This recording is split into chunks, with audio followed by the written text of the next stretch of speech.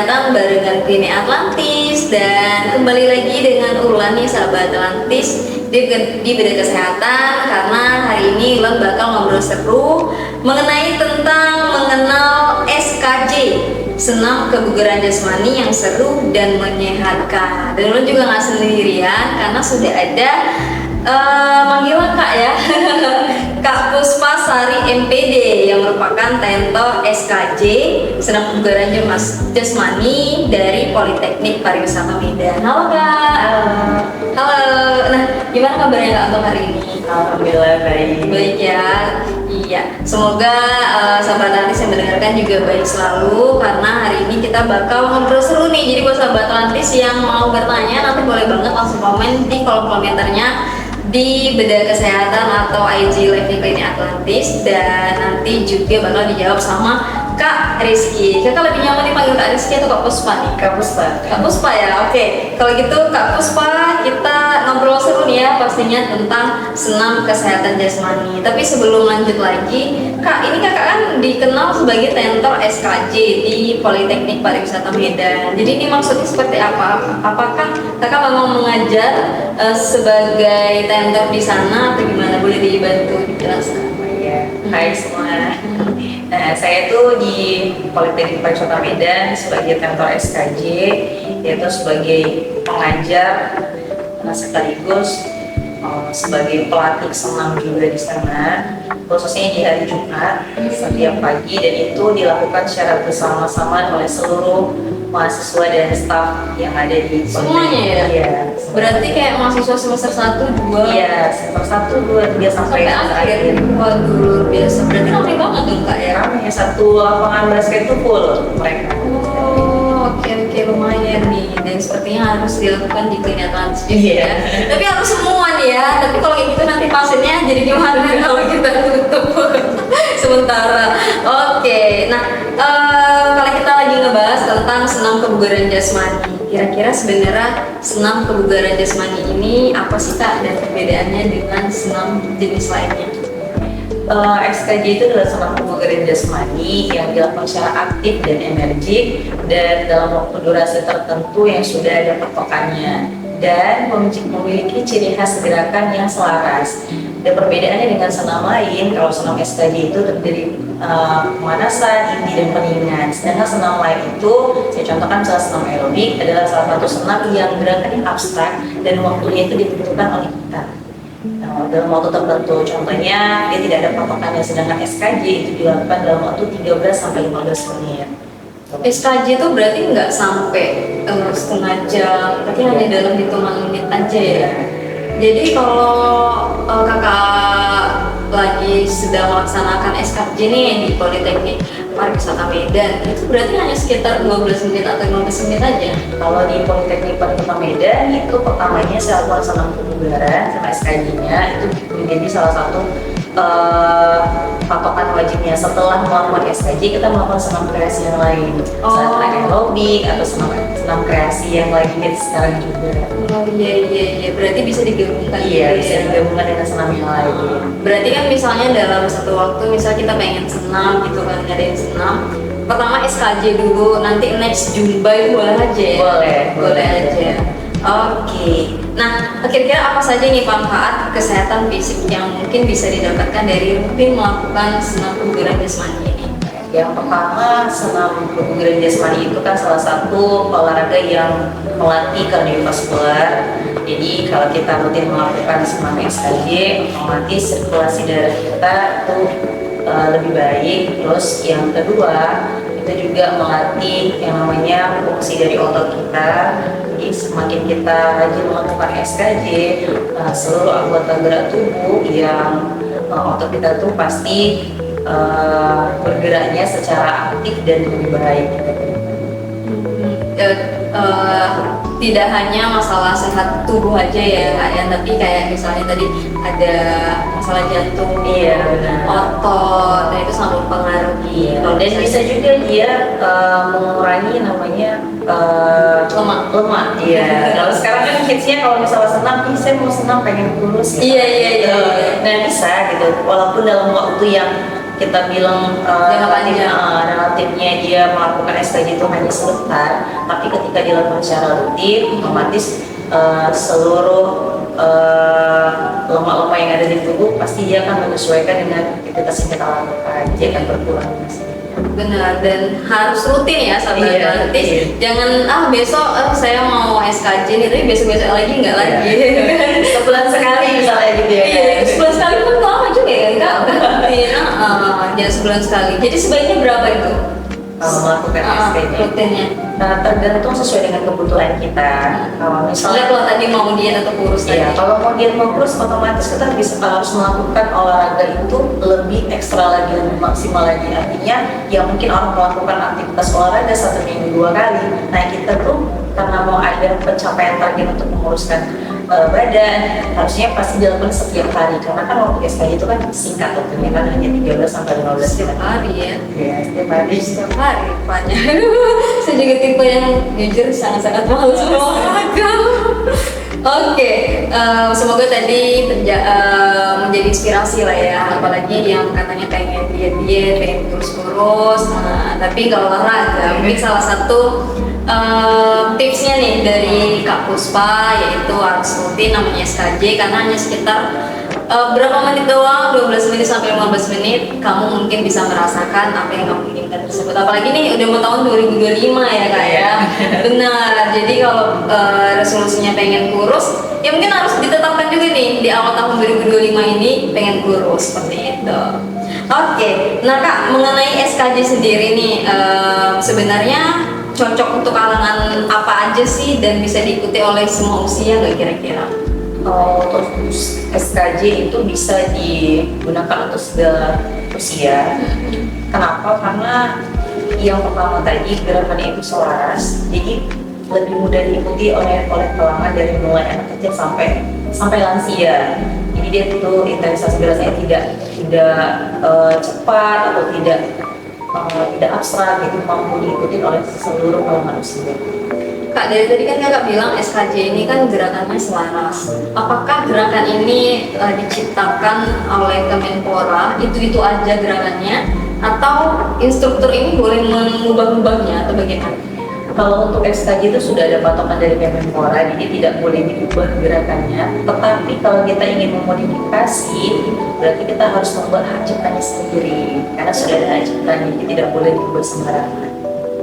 Berarti udah ada lagu tertentu Iya, atau tertentu. ada lagu tertentu, gerakannya seperti ini, lagu ini gerakannya seperti ini. Jadi sudah baku dia, tidak bisa diubah lagi. Sudah baku ya. Jadi para tenter pun setidaknya harus apal banget ya. Iya, benar. Setiap detik dan gerakannya ya harus seperti itu. Iya. Oke. Nah, selain itu Kak, kira-kira variasi gerakan dalam SKJ bisa disesuaikan dengan kebutuhan juga nih, kemampuan fisik. Nah, masing-masing orang itu seperti apa variasinya? Kalau misalnya SKJ ini kan lebih dominannya digunakan di sekolah-sekolah ya, kayak gerakannya itu disesuaikan dengan usia juga. Kenapa?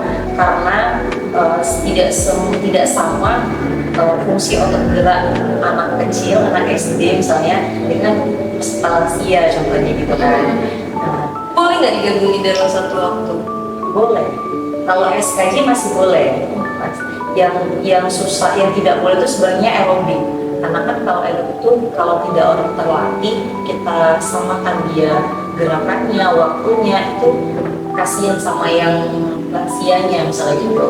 Karena otomatis detak jantungnya atau kardionya itu lebih kencang, lebih cepat lagi gitu kan. Itu bisa menyebabkan justru bukan menjadi sehat gitu, justru menjadi sakit ya, kayak sakit jantung lagi dia, makin sakit jantungnya. Sedangkan kita melakukan senam itu kan untuk melatih kardiovaskular kita gitu. Jadi bisa menyesuaikan untuk kalangan usia dini yang sampai kelas. Oke. Nah, kira-kira seberapa penting sih pemanasan dan pendinginan sebelum atau setelah melakukan SKJ? Dan ini pastinya kan untuk mencegah cedera atau mempercepat pemulihan otot kan Kak. Nah, kadang orang tuh sebelum SKJ dia tidak melakukan pemanasan. Apa yang kira-kira bakal terjadi? Dan bagaimana menurut Bapak? Kalau pemanasan itu dan pendinginan itu sangat penting ya dalam melakukan senam ataupun dalam melakukan olahraga apapun. Senam apapun dalam Iya, olahraga. dan melakukan olahraga apapun. Kenapa? Karena kalau misalnya kita tidak melakukan pemanasan, contohnya tadi kan tubuh kita tidak melakukan apa-apa, gerak tubuh kita ini kaku. Jadi ketika kita langsung melakukan aktivitas yang tiba-tiba, otomatis menjadi otot-ototnya menjadi kaget. Kalau bahasa kita jadi kaget, akhirnya pemecahan otot itu akan yang kaget itu jadi sakit.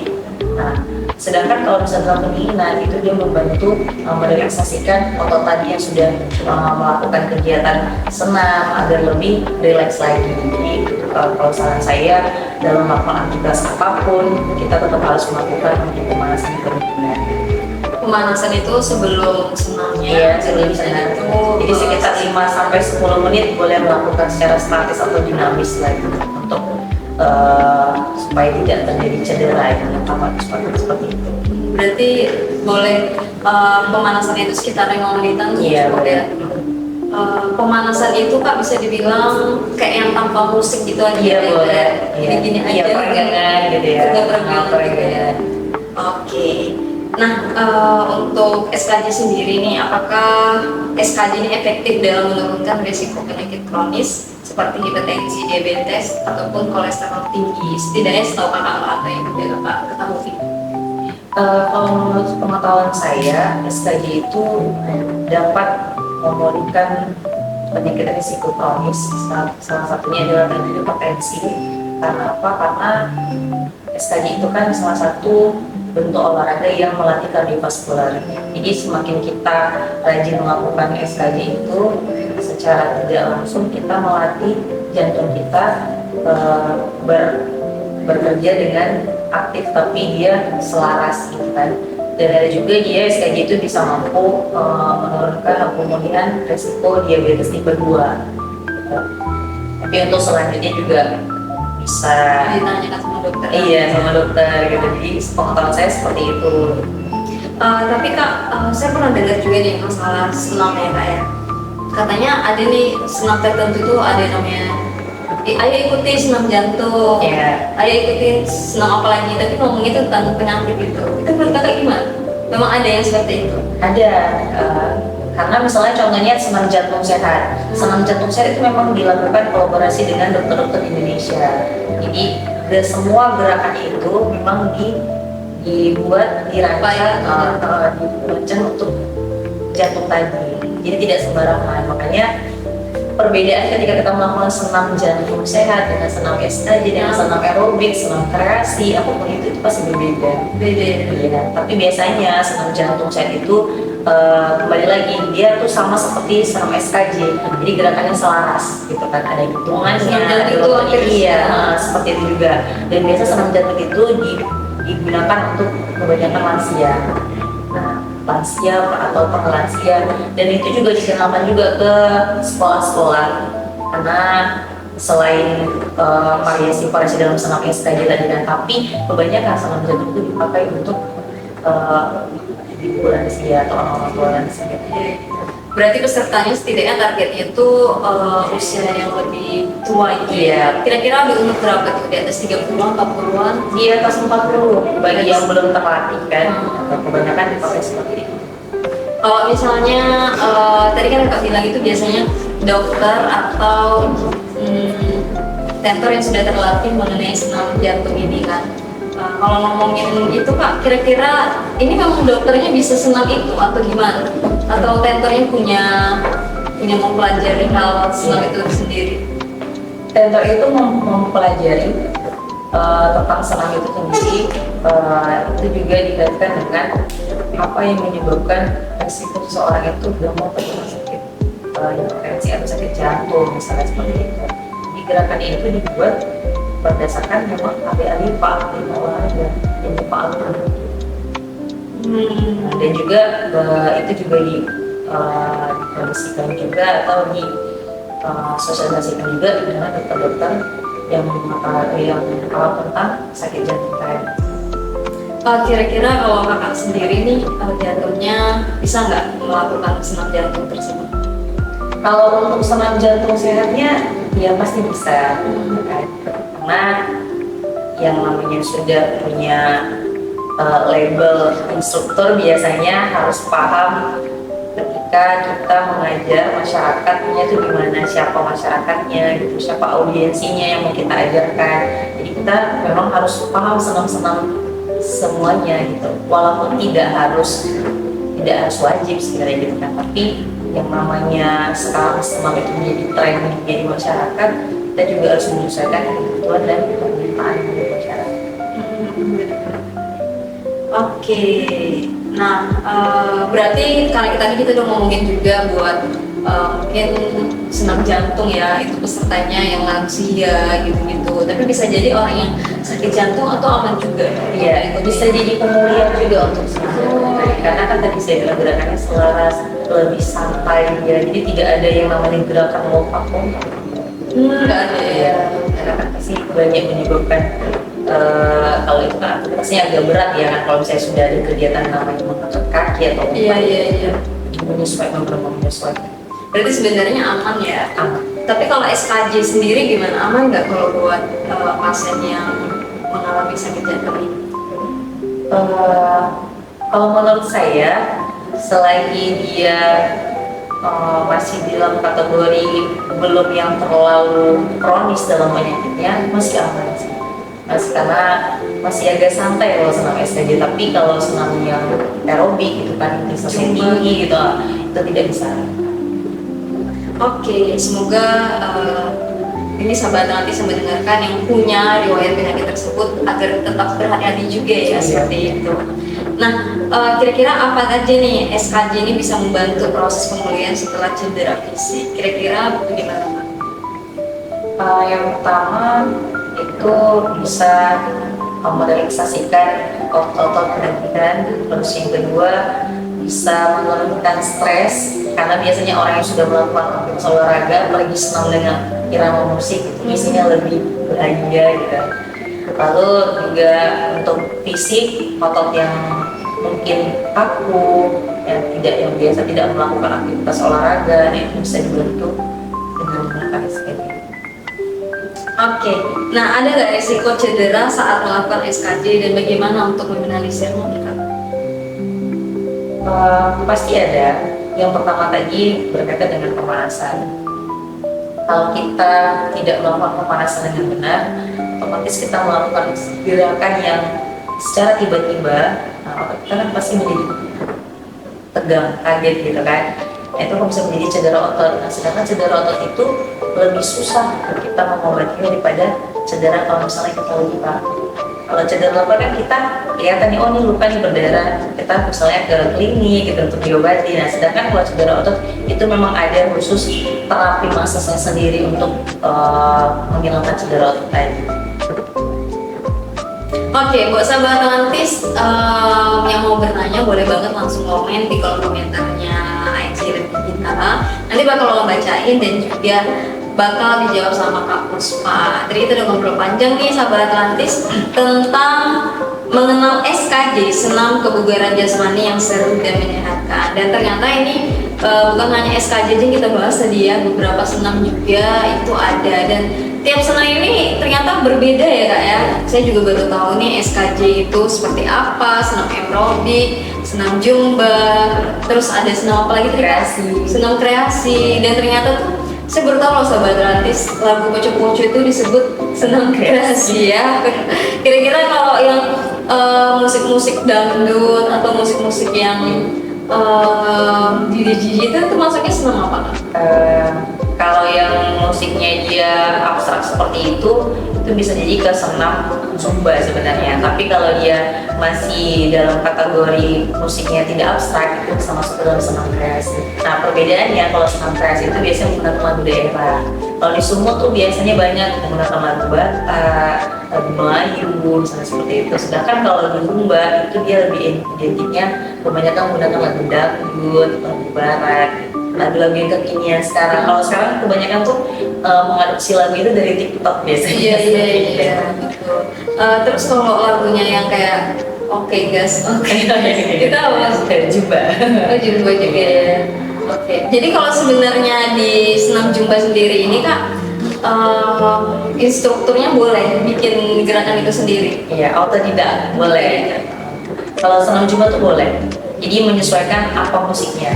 kita menyesuaikan gerakan musiknya, hitungannya berapa tuh juga instrukturnya yang tahu gitu. Jadi instruktur A sama B itu bisa jadi beda ya. Beda. Padahal lagunya sama. Iya, sesuai dengan kreasi masing-masing. Oke. Nah kalau gitu Ulang mau bacain dulu nih yang udah bertanya di Klinik Atlantis di IG Live-nya. Ada darinya Grasi Anjani katanya, kalau senam SKJ apakah bisa dilakukan sendiri, misalnya lihat dari video doang atau harus pakai tutor? Senam jantung apa termasuk SKJ juga? Bagaimana Kak? Yes, kita melakukan senam SKJ itu bisa melihat dari YouTube. Sekarang sudah banyak kan, karena Kemenpora juga sudah mengesahkan mengupload video-video senam SKJ di dalam YouTube. Ini bisa kita langsung nonton dari YouTube dan lebih memudahkan sebenarnya, tidak harus ada instruktur. Jadi yang membuat sulit adalah kemauan kita untuk mengerjakan. Nah, kalau senam jantung itu ya termasuk dari salah satu senam SKJ. Oke, perihal tadi semoga tadi terjawab yang pertanyaannya darinya Gracia Anjani. Oke, ini ada juga dari Claire_Bailin katanya, Anthony dia Pak. Hari Rabu makan kedondong. Hari Selasa nih masih. Iya, kita lupa deh. Hari Selasa makan kedondong. Mau tanya dong. Oke, katanya kapan nih sebaiknya SKJ dilakukan, pagi atau sore hari? Terima kasih. SKJ itu lebih baik dilakukan di pagi hari. Iya. Kenapa? Karena ketika kita selesai bangun pagi, itu kan otot-otot kita tuh masih kaku gitu ya. Jadi kita bisa melakukan olahraga dari yang ringan dulu di pagi hari. Nah, salah satunya senam SKJ tadi. Karena juga dalam intensitasnya juga tidak terlalu lama, gerakannya selaras, jadi lebih santai dilakukan ketika di pagi hari. Oh iya Kak, ngomongin masalah. Oke deh, kita tuh. Dan bisa tiba-tiba teringat. Semoga terjawabnya dari Hoyer. Pertanyaannya ada lagi pertanyaan? Cukup ya, kalau gitu kita lanjut lagi. Ini Kak, sekarang tuh terkenal banget loh yang namanya senam pomfit. Oh, pomfit. Gimana tuh pendapat Kakak? Pomfit itu kayak gini ya? Iya. Iya. Itu namanya Stick ya? stick. Itu salah satu senam ya modern ya, modern, tapi di salah satu senam aerobik yang dikreasikan menggunakan alat. Nah, itu salah satu senam aerobik yang menggunakan alat. Jadi ciri khas dari senam aerobik itu menggunakan alat. Nah, salah satunya adalah pomfit. Ya memang lagi tren ya akhir-akhirnya senam pomfit ya. Dan itu juga kalau misalnya melakukan senam pomfit itu juga sebenarnya instruktur untuk aerobik juga bisa. Hanya saja dia menyesuaikan dia sudah mampu atau belum menggunakan stick tadi. Jadi emang ada pelatihan khusus juga sih gitu supaya lebih maksimal lagi ketika mengajar para membernya. Ya benar. Karena memang senam pomfit sekarang kayaknya hampir anak muda jadinya suka gitu loh Kak, dan sering ada. Tapi ada satu lagi dia senam trampolin. Iya yang lompat-lompat. Iya. Stick lagi. Itu effort banget loh. Iya. Tapi itu juga itu salah satu senam yang dilarang sih kalau misalnya dia memang tidak terlatih ya, karena kan itu berkaitan dengan seluruh anggota tubuh kan, jadi salah gerak itu semuanya iya semuanya, jadi harus benar seimbang. Terus berat tubuh kita juga harus diukur juga, bagaimana melakukannya itu memang harus terlatih sih, harus dimulai dari yang mudah-mudah dulu, tidak perlu harus tiba-tiba mengikuti trampolin langsung lompat gitu kan, tidak boleh juga. Setidaknya gerak-gerakan yang biasa dulu, baru kamu bisa masuk ke trampolin. Iya benar. Oke, nah mungkin ini pertanyaan terakhir ya Kak ya. Kira-kira nih apa tips yang bisa Kak Puspa berikan agar peserta atau sahabat nanti lagi nonton tetap termotivasi dan konsisten berlatih senam SKJ, dan tidak hanya SKJ ya, setidaknya mulai senam apapun itu, mulai dari rumah atau mengikuti kegiatan di luar. Bagaimana Kak? Yang pertama harus menjadikan olahraga itu adalah sebuah kebutuhan kita. Karena kalau tidak butuh, otomatis kita bisa itu tidak penting gitu kan. Lalu yang kedua, carilah tempat-tempat yang memang masyarakatnya itu hobi dengan berolahraga. Ada satu kumpulan kalau sekarang tuh namanya seperti apa ya, kalau kita bilang di tempat fitness gitu yang memang mengadakan yang memang ada menyediakan jasa instruktur melakukan senam itu, gitu kayak Itu ikutin lah. iya gitu rajin. Terus yang ketiga kemauan diri, bahwasanya saya ini butuh ini gitu, jadi saya supaya gerak badan saya itu terlatih gitu kan, dan kondisi tubuh saya juga itu ideal, menjadi tubuh yang ideal itu juga saya harus lakukan secara rutin gitu. Dan tidak hanya itu sih sebenarnya, yang terakhir itu lebih menjaga makanan kita juga, apa yang masuk ke dalam tubuh kita itulah akan menjadi muncul di luar tubuh kita, seperti itu. Jadi semuanya itu harus dalam kategori cukup, olahraganya cukup, istirahatnya cukup, dan makannya juga tercukupi dengan nutrisi seperti itu. Benar-benar itu tips yang luar biasa banget ya, dan pastinya semoga diterima sama sahabat Adis yang mendengarkan dan bisa dilakukan di rumah ataupun dimanapun kamu berada di sahabat Adis. Kira-kira kalau kamu butuh instruktur senam boleh hubungin Kak Adis gampang ya. Nanti boleh kita tag IG-nya, boleh hubungin langsung gitu. Ada lagi yang mau disampaikan kira-kira? Cukup ya. Oke, kalau gitu sahabat Atlantis, selamat tutup untuk talkshow kali ini di Bedah Kesehatan, dan semoga sahabat Atlantis bisa mengikuti saran-saran yang tadi sudah disampaikan sama Kak Puspa. Kalau gitu terima kasih buat Atlantis yang sudah bertanya juga, dan kita tutup untuk Bedah Kesehatan kali ini. Selamat sore sahabat Atlantis, bye bye.